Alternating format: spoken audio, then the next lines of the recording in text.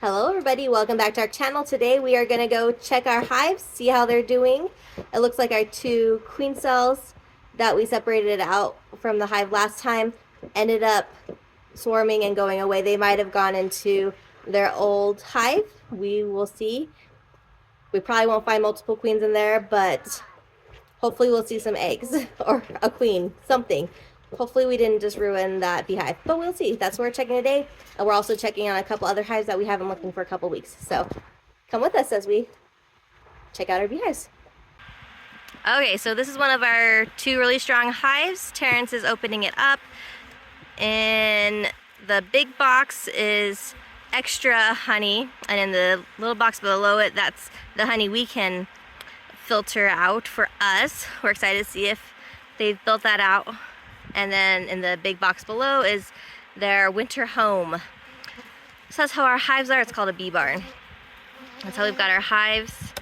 Let me tell you what we found in this hive where we took the two queens out of last time.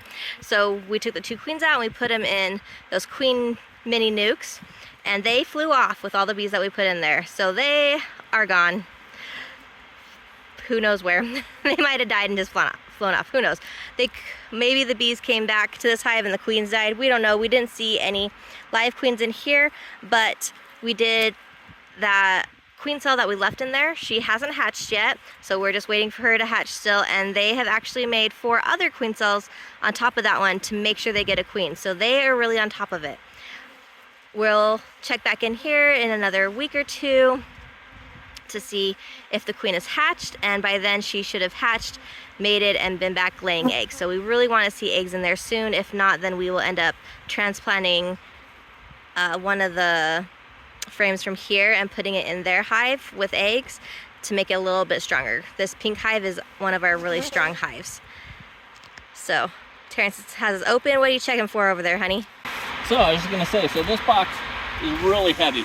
This is gonna be, fall and spring feed for them. We'll pull it off technically over the middle of winter. We're gonna put a different insulated box and lid on here, but this will help them through the fall. It's really heavy, and then we'll probably throw it back on in the spring so they can, get a good start.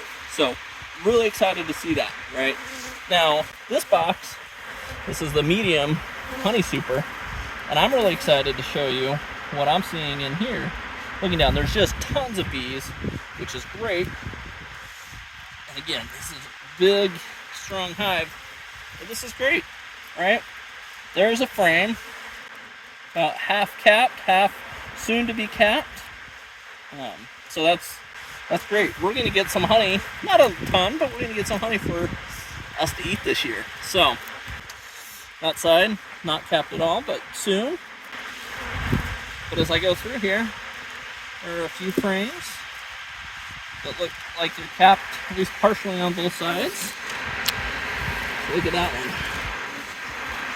Good hold on it here. Yeah, again, half on that side, but about 3/4 on that side. So they are working hard.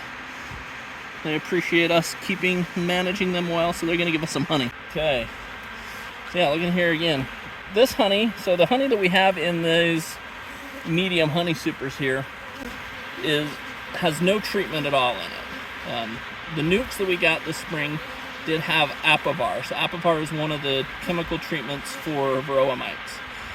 And we left those in for a long time. We wanted to get really strong, not get a heavy varroa load this year.